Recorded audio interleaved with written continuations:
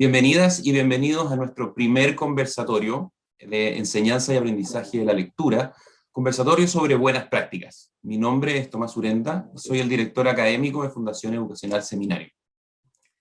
Leer es sin duda una de las habilidades fundamentales en el desarrollo del ser humano y en el proceso de aprendizaje de niñas, niños y jóvenes, ya sea en papel o a través de una pantalla. Una adecuada comprensión lectora entrega herramientas que hacen posible generar un entendimiento transversal, único y propio del mundo actual.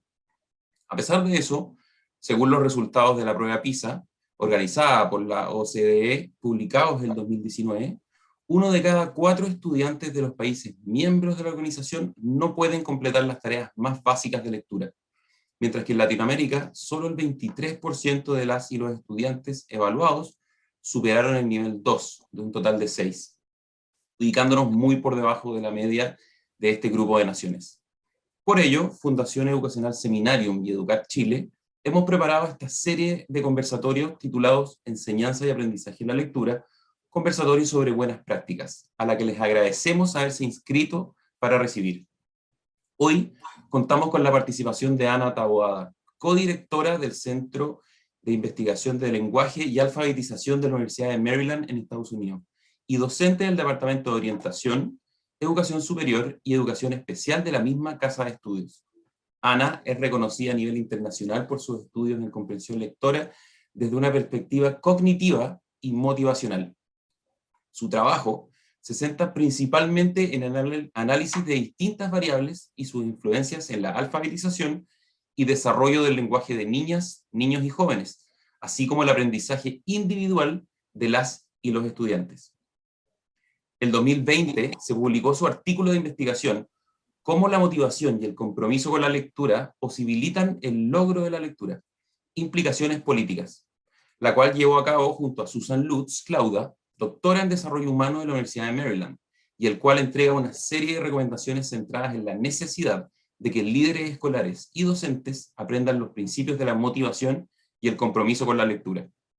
Como también nos estará acompañando en el segundo Seminario Internacional de Innovación en el Aprendizaje de la Lectura, que estaremos desarrollando el día jueves 19 de agosto de este año, y al que aprovecho de invitar a todas y todos ustedes a que se inscriban a través de www.fundacionseminarium.com. Ana, te damos la más cordial bienvenida a este conversatorio. Gracias, Tomás. Encantada de estar contigo. Bueno, la idea es efectivamente que podamos tener un espacio de conversación, de algún espacio de preguntas, en el cual podamos ir viendo estas buenas prácticas para todos los docentes y directores de colegios acá en Chile. Entonces, ¿Cómo no? Quizás la primera pregunta, Ana, es que tu trabajo se ha centrado en la comprensión lectora desde una perspectiva cognitiva, pero también emocional, involucrando temas como la motivación y el compromiso. En ese sentido, ¿qué tan relevante crees tú que son las emociones de las y los alumnos en los procesos de aprendizaje de la lectura y la comprensión lectora? Bueno, claramente he dedicado una buena parte de mi carrera al tema, así que creo que son muy importantes. Creo que son especialmente importantes en aquellos niños que tienen dificultades de lectura, sean dificultades específicas a nivel de decodificación o sean dificultades también específicas pero en los procesos de comprensión, porque esos niños son los que dependen más de los factores emocionales para poder continuar con su lectura, no solamente escolar, sino fuera del ámbito escolar.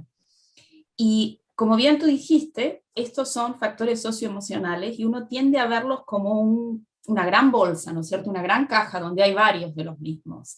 De hecho, en los últimos años, en la última década, ha habido todo un movimiento muy grande de volver a traer a las escuelas lo que se llama en inglés SEL, Socio-Emotional Learning, y estas son todas las variables y los factores que tienen que ver con el compromiso hacia la tarea educativa, hacia el logro académico, pero también hay emociones negativas dentro de esto.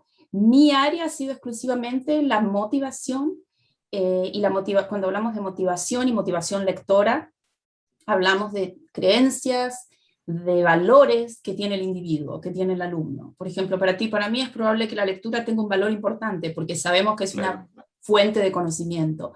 Muchos niños pueden tener eso porque lo trae de la casa, porque para los padres es un valor importante, pero muchos niños sabemos que no. Entonces, es importante, y en eso he radicado mi investigación, como así también mis estudios de posgrado, de que entendamos que la motivación no es solamente una característica que viene con uno, una característica individual, sino una característica o una faceta, si se quiere, una dimensión emocional o socioemocional o sociocognitiva, como también se la denomina, que puede ser alterada, afectada positivamente por el ambiente, por los docentes, por los padres, por aquellos que están a cargo de nuestros educandos, de nuestros estudiantes. Así que creo que son importantes, pero creo que también es importante que los docentes y los directivos y todos aquellos que están a cargo de educación entiendan que hay mucho que se puede hacer desde el aula, desde la clase, desde las escuelas, si hay un esfuerzo concreto en focalizarse en la motivación y no verla solamente como una cuestión binaria. Hay niños que están motivados y hay niños que no lo están. No, sí, de hecho tuvimos hace algunos días nuestro congreso donde Mark Brackett nos hablaba efectivamente sobre el poder de las emociones, ¿no es cierto? Entonces, y en ese sentido, tú hablas mucho de también las emociones positivas que tienen mayor efecto. ¿Cuáles podrían ser estas emociones positivas que causan el mayor efecto en el aprendizaje y la lectura? Cuando hablamos de motivación, y yo me centro en eso porque esa es mi área, de esas emociones, pero motivación es una, hablamos como en tantas otras áreas de investigación y de conocimiento, tendemos a hablar de un sistema que es más amplio, ¿no es cierto? En el sentido de que no es solamente la motivación o la falta de motivación. Entonces, dentro de motivación, que se caracterizaría como una emoción positiva, como bien tú dices, podemos hablar de motivación extrínseca, aquella que es reforzada con ciertos aspectos concretos ajenos a la tarea en sí, ajenos a la lectura, como pueden ser como por ejemplo en muchas escuelas en Estados Unidos tenemos los brownie points, pizza points, todos esos puntos, esos reconocimientos extrínsecos que tienen que ver con un premio más allá de la tarea en sí. Hablamos también de motivación intrínseca, esa es la que a mí me interesa y la que yo he estudiado después de formarme con John Guthrie y Alan Wakefield hace varios años. ¿Qué hacemos para que esa motivación intrínseca que no todos los lectores tienen, sea forjada desde la escuela, sea forjada desde el hogar y continúe a través del tiempo? Y otra que yo he estudiado bastante que me interesa mucho es la autoeficacia, self-efficacy en inglés, que es un concepto distinto al autoconcepto o la autoestima. Estos son más abarcativos, mientras que la autoeficacia es la confianza y el conocimiento que uno tiene de sí mismo respecto de una tarea específica. Entonces, tú o yo podemos tener muy buena autoeficacia para jugar al tenis, por ejemplo, no es el caso mío, no sé si es el tuyo, pero podemos El mío sí, me gusta. Hasta me alegro de haber elegido un buen ejemplo, pero podemos tener baja autoeficacia para esquiar, que es el caso mío. Entonces, la autoeficacia es muy específica y a mí me gusta como variable para estudiarla y para también comunicársela a los docentes, porque es maleable, es específica, y entonces como tal se pueden hablar de pasos concretos de cómo ayudar a los niños para que sean más autoeficaces en la lectura. Entonces, por ejemplo, hablamos de autoeficacia en el proceso de comprensión, en el proceso de hacer preguntas respecto del texto, en el proceso de decodificar. Dependiendo cuál sea la faceta cognitiva que nos interese de la lectura, la autoeficacia se puede aplicar a distintos componentes. Con la idea no de que esté súper dividida, pero con la idea de formar lectores que quieran leer más. ¿No es cierto? En la medida en que yo me siento más eficiente en jugar al tenis, tengo más ganas de hacerlo. Están más motivados en el fondo. Exacto, claro. Estamos más motivados, ni más ni menos. Entonces, la autoeficacia, como bien tú dices, salta, alimenta la motivación intrínseca para una actividad. Por eso es importante como una emoción positiva. No, súper interesante. Además, como bien dice, efectivamente, al ser más moldeable, es más transversal al ambiente en el cual uno pueda dirigirlo. Exactamente. Y en ese sentido, ahí yendo así bien a quizás causas, ¿cuáles crees tú que son las principales causas de por qué muchos estudiantes hoy en día no comprenden lo que leen? Incluso este es un fenómeno que somos capaces de observar en muchos adultos. Entonces es muy interesante ver quizás qué causa macro nos permiten entender eso. Bueno, acá el trabajo, esta no es necesariamente mi área específica, pero sí la toco bastante en mi investigación porque justamente me focalizo en estudiantes que tienen dificultades en comprensión lectora. Pero tú debes, a lo mejor estar familiarizado, o tus oyentes, con el trabajo de Kate Kane en Oxford y de Jane Oakhill, como otros anteriores, Peter Bryant, que se han dedicado mucho a desglosar cuáles son los factores que contribuyen directamente a la comprensión lectora, no al proceso de lectura en general, sino al acto de comprensión, ¿no es cierto? Suponiendo y asumiendo que los niños pueden decodificar, mapear sonidos con letras, y esa decodificación es relativamente fluida, a veces el proceso de comprensión se quiebra. Entonces tenemos un pequeño porcentaje, pero significativo, de alumnos, es un 10% en reglas generales, de la población total de estudiantes en la escuela primaria, en que tienen la habilidad de codificar, en que no hay problema, hay una relativa dificultad en la fluidez lectora, en la lectura oral, pero más que nada el conflicto se presenta en la comprensión lectora. Entonces, estos investigadores han identificado que si bien no hay causas directas, porque para causas los investigadores, como bien debes saber vos, hablando con varios de ellos, queremos tener un buen diseño de investigación que permita determinar cuál es el antecedente. Algunos son causales, otros son menos causales, pero vertientes que contribuyen a las dificultades de comprensión, por ejemplo, son la dificultad de hacer inferencias, sea dentro del texto o más allá del texto. El conocimiento previo es clave, y suena como bastante de sentido común, pero a veces los docentes lo olvidamos eso. ¿Cuánto se sabe de un tema para, por ende, poder comprender un tema más específico Claro. al respecto? Una que a mí siempre me gustó y que también tiene que ver es la capacidad de monitorear la comprensión. ¿Qué es esto? En inglés es comprehension monitoring. Es la habilidad de, mientras estoy leyendo, darme cuenta qué es lo que no entendí o qué es lo que olvidé. Entonces, tener la habilidad de decir, acá no entendí algo, vuelvo al principio de la oración. La habilidad de hacer inferencias entre textos, como dije, la habilidad de que si usamos ciertos pronombres para referirnos a nombres anteriores, recordar esta conexión. Y por ende, estoy hablando de recordar, la memoria de trabajo es importante también. Esos son algunos de los factores. Otro muy importante, que algunos lo incluyen dentro del conocimiento previo, es el vocabulario. Y de hecho ustedes tienen una muy buena investigadora y amiga mía, Alejandra Meneses, que se dedica al vocabulario académico. La posibilidad de vocabulario académico y cómo ese vocabulario académico es explícitamente enseñado es clave para la comprensión lectora. Sí, no, sin duda. Y en ese sentido también podemos sacar de que muchas consecuencias de esto, o sea, de que no se comprenda lo que se está leyendo, tienen impacto en el desarrollo de habilidades incluso actitudinales. O sea, entonces en ese sentido, esas causas que tú nos mencionas son muy interesantes. Ahora, hay un tema que acá en Chile, bueno, me imagino que en toda América Latina también, es muy interesante de abordar, que hemos visto que han habido fuertes desplazamientos migratorios, ¿no es cierto?, por todo el continente. Y en ese sentido, ¿qué prácticas respecto de la comprensión lectora son importantes para niños, por ejemplo, inmigrantes, que hablan una segunda lengua en su casa y otra en la escuela? Acá en Chile, por ejemplo, tenemos el caso de niños haitianos que en el fondo van a la escuela a aprender en castellano, en español, y tienen una segunda lengua en su casa.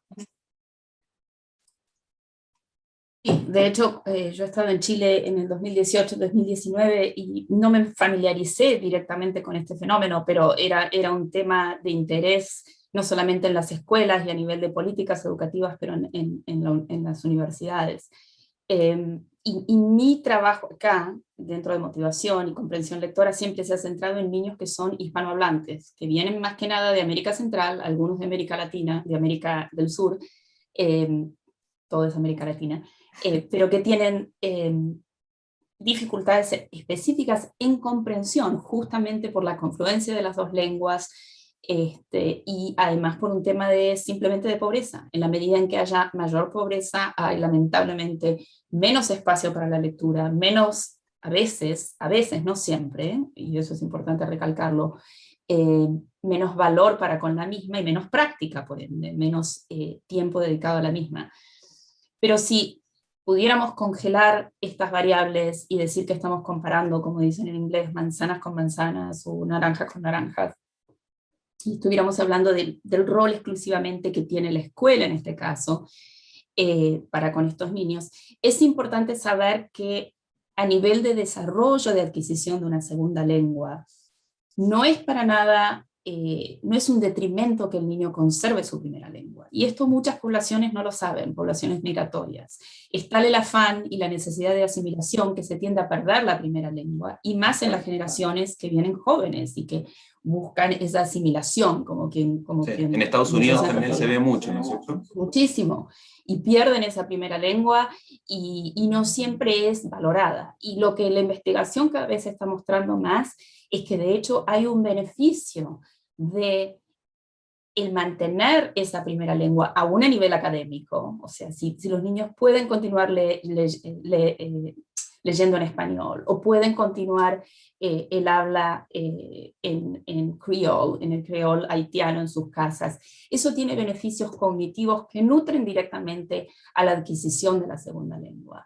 Mi trabajo últimamente se ha focalizado en eso, en cuáles son los beneficios cognitivos, especialmente de las funciones ejecutivas que los niños bilingües traen. Y un estudio interesante que quiero llegar a hacer en algún momento y que me encantaría incorporar a Chile es cómo fluctúa esto en función también del nivel socioeconómico, porque se ha visto que no es exclusivamente estos beneficios cognitivos, no están circunscriptos a poblaciones de alto nivel socioeconómico, sino que también se ven en niños de sectores más bajos, más marginales. Sí, sí, bueno, efectivamente también vemos algunos casos de niños hispanoparlantes que su segunda lengua es el inglés, ¿no es cierto? Entonces, son prácticas quizás que pueden ser semejantes en ese sentido, ¿no?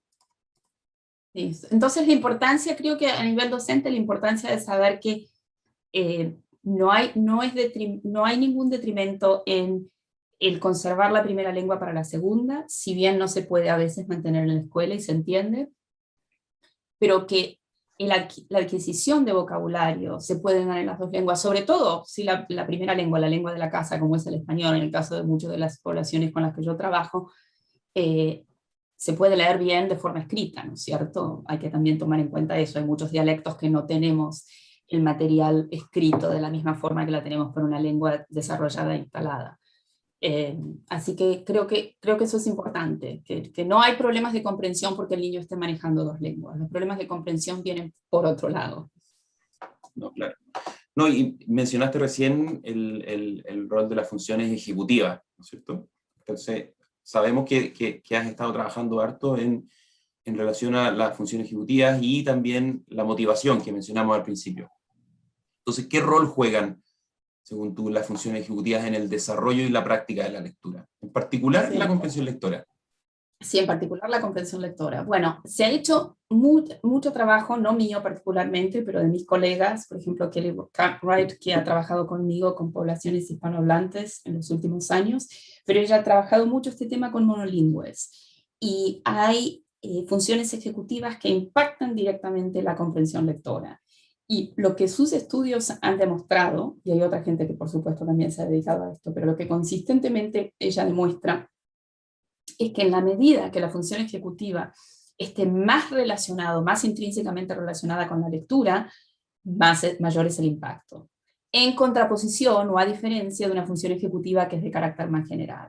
Entonces, por ejemplo, medir la memoria de trabajo, working memory, a nivel de dígitos y la habilidad de repetir dígitos en una dirección y en reverso, está menos relacionada con la comprensión lectora que si ese instrumento o esa medición se hace con, por ejemplo, letras o con ciertas palabras o ciertos instrumentos que estén más relacionados con el acto de leer. Y en su trabajo en particular, ella ha establecido muy bien la relación entre la flexibilidad cognitiva, que de vuelta aviso, es trabajo que están haciendo en la Universidad Católica, Pablo Escobar y su equipo, muy buen trabajo, en donde la flexibilidad cognitiva se ve que es la habilidad justamente de tener una flexibilidad de cambio entre la utilización de sonidos y los significados. Entonces, se mide de forma que en general a los niños les resulta muy agradable, pero tiene que ver con esta habilidad de cambiar respecto de los significados de palabras y de los sonidos de palabras. Entonces, esa habilidad de cambiar entre la grafofonía y la semántica de las palabras está muy correlacionada con la comprensión. Y tiene que ver con esa agilidad mental que se necesita para la decodificación, tiene sentido, y para también procesos más amplios o más abarcativos de comprensión, como puede ser la capacidad de hacer inferencias. Pero ahí, ¿cuál sería entonces, qué prácticas podrían implementar los docentes? O sea, Excelente pregunta. Prácticas que se pueden hacer es darle más lugar a las funciones ejecutivas y a cómo enseñarlas dentro de las aulas. Ya hay programas para eso. Nosotros hemos desarrollado Professional Development, desarrollo profesional, en donde buscamos la forma en que los niños puedan, por ejemplo, trabajar sobre recordar el principio de una oración para vincularlo al final de una oración. Por ejemplo, trabajar, cambiar entre sonidos y palabras específicas. Se necesita entrenamiento específico, lo cual no es imposible, es simplemente por lo menos que haya un desarrollo de la conciencia de que estas funciones ejecutivas son importantes para la lectura, porque son funciones de carácter general, pero en la medida en que sean más específicas y relacionadas con la lectura, son tan importantes como sentarse a leer un rato, claro, un tema interesante. Claro, es un tema que estoy seguro que interesa mucho, o sea, cómo recoger esta investigación y llevarlo a la práctica, al aula, como los docentes. Y en ese sentido también, claro, y en ese sentido también, un aspecto que es súper importante en relación al aprendizaje de la lectura es medición de resultados, ¿cierto? Tanto a nivel individual como o sea, a nivel individual de las y los estudiantes.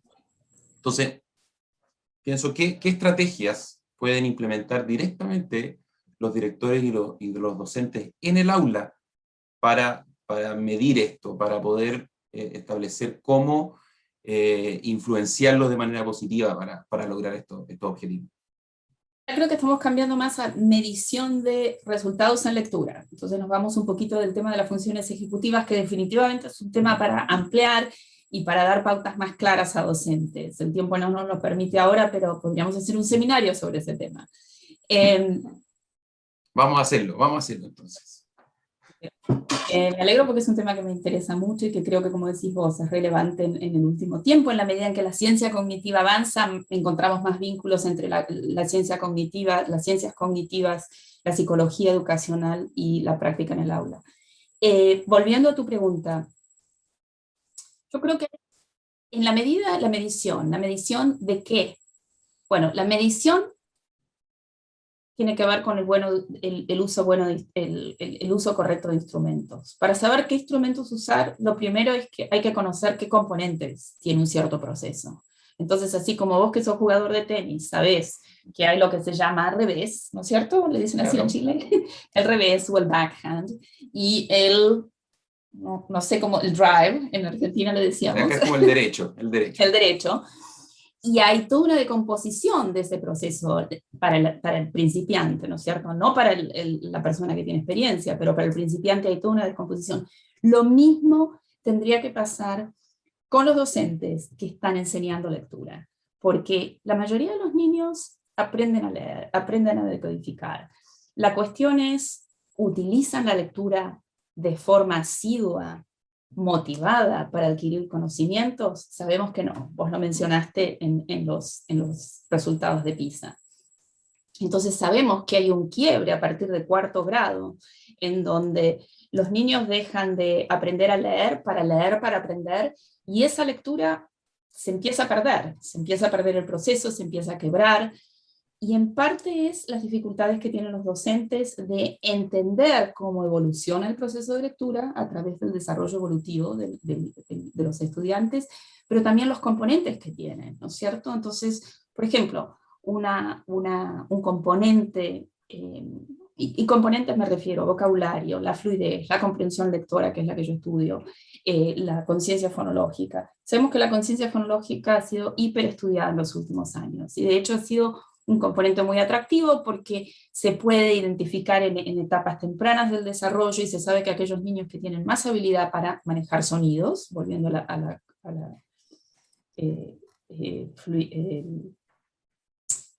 cognitive, se me bloqueó el nombre en este momento, pero una de las funciones ejecutivas, flexibility, la flexibilidad cognitiva, que está relacionada con esa conciencia fonológica. Sabemos que la conciencia fonológica es crítica en los años tempranos, ¿no es cierto? Pero también sabemos, por ejemplo, que el español tiene mucho más transparencia que idiomas como el inglés, ¿no es cierto? O aún el francés, que es más parecido al español gramaticalmente. Entonces, ¿En qué sentido tiene más transparencia? Muy buena pregunta. Tiene más transparencia. Cuando hablamos de transparencia, hablamos de transparencia ortográfica. Estamos hablando de la correspondencia entre fonemas y grafemas. Hay una consistencia muy grande en el español. Tú que eres bilingüe y hablas inglés, sabemos que en inglés tenemos 56 sonidos para 26 letras. En español tenemos prácticamente la mitad. Y acá no quiero tirar un número porque nuestros oyentes deben saber eso más que yo. Pero sabemos que hay una correspondencia entre fonemas y grafemas, sonidas y letras, que es muy consistente. Esa es la transparencia, una transparencia ortográfica. Eso hace que haya menos dificultades a nivel de conciencia fonológica. Por ende, hay menos dificultades a nivel de decodificación en niños de habla hispana y en sociedades donde... Y probablemente menos nivel de dislexia, que es un área muy específica que está afectada en el sistema fonológico. Entonces, ¿por qué me estoy refiriendo a una etapa temprana? Es importante que los docentes sepan que probablemente la conciencia fonológica sea importante en estadios tempranos para ciertos niños, ¿no? De hecho, no para niños hispanohablantes en cuarto grado. Entonces, ¿cuáles son los procesos que debemos focalizarnos, en los que debemos focalizarnos en niños de edades más avanzadas, donde las dificultades son específicas en ciertas áreas? Probablemente la comprensión lectora, probablemente, porque hay una falta de continuidad, probablemente la motivación. Eso por lo menos encontramos en nuestras investigaciones. Aún los niños hispanohablantes acá en Estados Unidos no necesariamente tienen temas de decodificación, dificultades de decodificación, pero sí de comprensión. Entonces leen de forma paralela, sin desviarse demasiado de los monolingües angloparlantes, hasta tercer grado, pero en tercer grado se empieza a dar esa divergencia donde los hispanohablantes tienen más dificultad. Entonces, volviendo al tema de la medición, medir qué y para qué, y saber cuáles son los componentes esenciales. Yo creo que ese es el principio que debemos mantener. Perfecto. Y ahí, para ir directamente a quizás entregarle algunas herramientas a los que nos están escuchando, ¿cuáles son, según tú, herramientas fundamentales para que las y los docentes puedan enseñar, en el fondo, alfabetización y comprensión lectora de forma práctica y efectiva? De hecho, hay un grupo muy bueno en la Universidad Católica, liderado por Alejandra Meneses, donde hicieron un trabajo que comenzó conmigo hace 2 años, y después ellos hicieron todo el trabajo solos, con niños de tercero y cuarto grado, y un manual muy útil respecto de estrategias cognitivas, de estrategias de lectura. Entonces, hay estrategias puntuales, y se sabe que las estrategias ayudan directamente en la comprensión lectora. ¿Qué estrategias? Enseñarles de forma explícita la capacidad de hacer resúmenes, de generar preguntas respecto del texto, de activar conocimiento previo. Hablamos del conocimiento previo como problema antes, pero no como estrategia. ¿Cómo hacemos para que haya lluvia de ideas antes de leer un texto? ¿Cómo lo lleva a cabo el docente? Yo diría que esa es una muy buena área por empezar, y el trabajo que han hecho ellas en Chile es digno de que se disemine y se conozca más, porque lo han hecho muy situado en el contexto de ustedes. Claro. Y es realmente sobresaliente. Okay, bueno. ¿Y cómo incorporamos a la familia en este proceso? Porque puede ser que efectivamente dentro de las familias de nuestros estudiantes se repliquen o se repitan ciertos elementos de falta de comprensión o de lectura cotidiana. ¿Cómo los involucramos? Ahí tengo que ser un poco, como quien dice, como decimos en Argentina, chapada a la antigua, ¿no es cierto? O sea, ahí creo que tenemos que volver al rol de las bibliotecas, ¿sí? Porque podemos ser muy cognitivos respecto de esto, pero el tema de la biblioteca ambulante, el tema de la biblioteca donde los niños puedan sacar libros de la escuela, sobre todo en países donde adquirir libros es más costoso, ¿no es cierto? Donde haya un buen sistema de préstamo de libros. Los padres no quieren ser maestros, los padres quieren depositar este rol en la escuela, pero por lo menos pueden, y además no es solamente una cuestión de voluntad, es una cuestión de tiempo. Muchas familias, algunas tienen 2 o 3 trabajos, ¿no es cierto? Es muy difícil involucrarlos para que ellos sean docentes desde la casa, y es una expectativa poco realista. Entonces, yo creo que comprometerlos a que los niños lean 10 minutos por día, empezar por 10 minutos, pedirles que lo hagan, si hay padres o madres que puedan hacer la lectura previa, sentarse al lado del niño, aunque sea que una madre esté cocinando y el niño esté leyendo en voz alta en la cocina. Yo creo que desarrollar el hábito de la lectura es clave, facilita tanto los aspectos cognitivos como motivacionales de la misma. Mamá está interesada en que yo lea, mamá le importa que yo lea, no tengo ganas de hacerlo y prefiero ir a jugar al Nintendo Uy, pero no, pero ahora mamá quiere que yo lea. Y esto sí que tiene que pasar en todos los niveles sociales, ¿eh? No estamos hablando exclusivamente de niveles marginales. Yo creo que hay muchos niveles sociales altos en donde la lectura ha perdido su valor. Por supuesto, quizás también se requieren ciertas políticas educativas que fomenten el uso, como dices tú, de las bibliotecas. Claro. El compromiso de la familia, sí. Sí. 10 minutos, pero ahí empecemos con también, 10 minutos. sí, y ahí también, quizás tomando ese mismo elemento de cómo generar esta instancia o esta fomentar desde política educativa la lectura, pero también cómo ha afectado, o cómo crees tú que ha afectado el último año y medio de pandemia en relación a esto mismo. Yo creo que ha sido muy duro, entonces quisiéramos ver o que nos cuentes cómo lo ves tú. Muy duro, y de vuelta tengo que hacer como dicen en inglés, ahí me vas a tener que ayudar con la traducción, un shout out, cuando felicitamos a alguien, el trabajo que ha hecho en este caso Pelusa Orellana de Universidad de los Andes, y ahí es como tengo que contar sobre su trabajo. Además ella y yo nos hemos conectado durante este último año, pero ella ha hecho una recaudación de datos respecto de la motivación durante el tiempo de pandemia.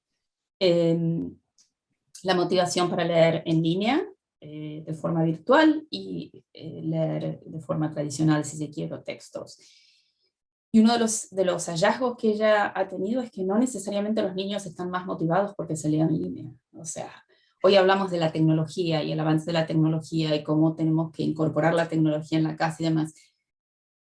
Pero lo que sabemos hasta esta altura respecto, y esto se aplica directamente a tu pregunta sobre la pandemia, es que la tecnología tiene múltiples usos, ¿no es cierto? Eso es como, es tonto decirlo, pero vale la pena esclarecerlo. Entonces, el tiempo de leer una historia en línea es tan válido si es leída por el niño y si la historia está diagramada y facilitada de ese modo, que si el niño tiene el libro en su casa. ¿Qué es lo que pasa? Hay también fatiga, porque para los niños ha sido extremadamente, como para los docentes merecen también mucho mérito en esto, para los profesores. No es lo mismo enseñar, a quienes nos gusta enseñar, no es lo mismo enseñar en persona que enseñar de este modo. Sin duda. ¿Cierto? Y menos con niños jóvenes, menos con niños pequeños, o pequeños o de escuela primaria o aún secundaria. Entonces, si a nosotros nos cuesta como adultos, ¿qué queda para los niños? Entonces yo creo que, respondiendo a tu pregunta, la motivación ha sido afectada adversamente. No tengo datos, pero los refiero al estudio de Pelusa Orellana. Y creo que también depende de cómo los docentes usaron la tecnología para fomentar la lectura. Por ejemplo, yo tengo un simple caso, que es el caso de mi hijo, que está en primer grado, que hizo primer grado, todo su primer grado durante la pandemia. Y teníamos la suerte de que había materiales online, pero también materiales tradicionales. Y había tiempo de lectura online, pero no de forma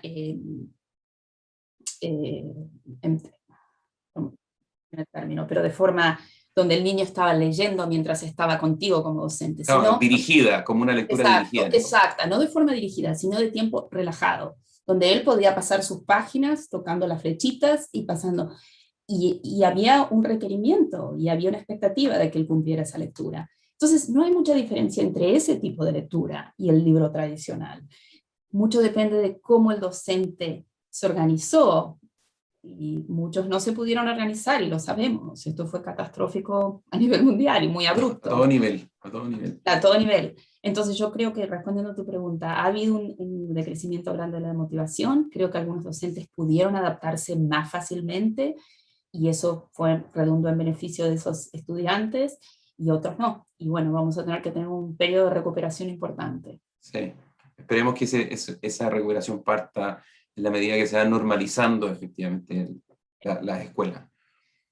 Oye, Ana, muchas gracias. Bueno, quizás como último espacio, quisiera darle algún tipo de último mensaje ahí a todos los que nos están escuchando, efectivamente, en relación a buenas prácticas, en relación a lo que hemos estado conversando. Así como último mensaje para ellos.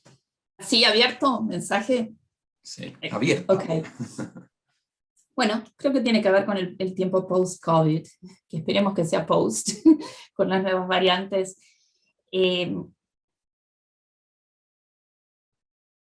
Creo que el valor de la docencia y de la enseñanza se ha manifestado a todos los padres, porque de pronto el aula fue abierta, el aula fue en casa.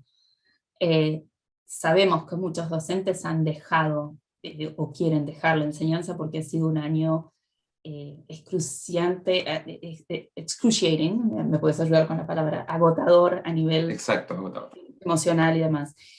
Pero aquellos que sienten un compromiso con la labor docente, con la labor de formar niños y formarlos en la lectura, que yo la veo como base de todo aprendizaje, pero en otros aprendizajes, que no pierdan el entusiasmo, que sepan que esto va a pasar, que sigamos adelante, que vamos a volver a las clases reales y que vamos a volver más fuertes y que vamos a volver también con instrumentos nuevos, porque se quiera o no, si bien se perdió mucho, también pudimos aprender mucho al respecto. Así que para adelante, pensando que vamos a tener un tiempo post-COVID, que Dios mediante no está lejos, y a seguir enseñando.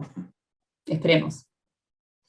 Bueno, muchas gracias, Ana, en verdad, por esta conversación. La verdad es que ha sido muy útil, muy interesante. Muchas gracias a todas las personas que se inscribieron para recibir esta serie de conversatorios en conjunto con nuestras relatoras del segundo Seminario Internacional de Innovación en el Aprendizaje y la Lectura, que estaremos desarrollando el día jueves 19 de agosto. Recuerden que para inscribirse los invitamos a ingresar a www.fundacionseminarium.com. Así que muchas gracias, Ana, y nos veremos en el próximo conversatorio. Así es. Muchas gracias, Tomás. Hasta pronto. Pronto.